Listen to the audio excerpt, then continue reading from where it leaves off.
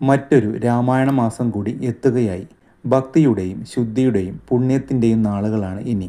Malayalam calendar പ്രകാരം മിഥുനമാസത്തിലെ കറുത്തവാവിന് ശേഷം സൂര്യൻ മിഥുനം രാശിയിൽ നിന്നും കർക്കിടകം രാശിയിലേക്ക് പ്രവേശിക്കുന്ന മുഹൂർത്തത്തിലാണ് രാമായണ മാസം ആരംഭിക്കുന്നത്. ഈ വർഷത്തെ രാമായണ മാസം ആരംഭിക്കുന്നത് ജൂലൈ 17-നാണ്. പ്രകൃതിയും മനുഷ്യനും ഒരുപോലെ ആത്മീയമായ ശുദ്ധി കൈവരിക്കുന്ന ഈ പുണ്യമാസത്തെ വരവേൽക്കുന്നതിന് മുന്നോടിയായി വീടും പരിസരവും ഒരുപോലെ മാറ്റങ്ങൾ വരുത്തേണ്ടതുണ്ട്. പ്രധാന മാറ്റങ്ങളും ഒരുക്കങ്ങളും എന്തൊക്കെയാണെന്ന് നോക്കാം.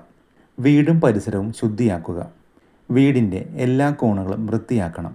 ഉപയോഗശൂന്യമായ സാധനങ്ങളും പൊട്ടിയ പാത്രങ്ങളും വീട്ടിൽ നിന്നും ഒഴിവാക്കുക. വീട്ടുപറമ്പിലെ കാട് പടലങ്ങളും വെട്ടിമാറ്റി അഴുക്കുചാലുകൾ എല്ലാം വൃത്തിയാക്കി വെള്ളക്കെട്ടുകൾ ഒഴിവാക്കുക. പൂജാമുറി നന്നായി വൃത്തിയാക്കി സൂക്ഷിക്കണം. നിലവിളക്കുകളും പൂജാപാത്രങ്ങളും നന്നായി തേച്ചുരച്ച് വൃത്തിയാക്കുക. വിഗ്രഹങ്ങളും ദൈവങ്ങളുടെ ഫോട്ടോകളും തുളച്ച് വൃത്തിയാക്കുക. പാരായണം ചെയ്യാനുള്ള അധ്യാത്മരാമായണം കിളിപ്പാട്ട് പുസ്തകം പൊടി തുടച്ച് കേടുപാടുകൾ തീർത്ത് പൂജാമുറിയിൽ സൂക്ഷിക്കുക. പുസ്തകം വയ്ക്കാൻ ഒരു പീഠമോ തടിയുടെ സ്റ്റാൻഡോ ഒരുക്കുന്നതും നന്നായിരിക്കും. കർക്കിടക മാസം തുടങ്ങുമ്പോൾ വീട്ടിൽ പൂർണ്ണമായും സസ്യാഹാരം ആക്കുന്നതാണ് ഏറ്റവും ഉത്തമം. ശരീരത്തിൻ്റെ പ്രതിരോധശേഷി കൂട്ടുവാൻ ഈ മാസത്തിൽ മരുന്നുകഞ്ഞി കുടിക്കുന്നതും ഉത്തമമാണ്. ഇതിനാവശ്യമായ ഔഷധക്കൂട്ടുകളും അരിയും മുൻകൂട്ടി വാങ്ങി ശേഖരിക്കണം. സന്ധ്യയ്ക്ക് വീട്ടിലിരുന്ന് നാമം ജപിക്കുന്നതും നല്ലതാണ്.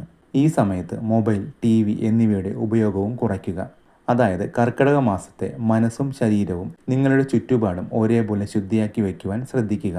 പ്രകൃതിയോട് ഇണങ്ങി ജീവിക്കാനുള്ള ഒരുക്കമാണ് രാമായണ മാസത്തിന് മുന്നോടിയായി ചെയ്യേണ്ടത്.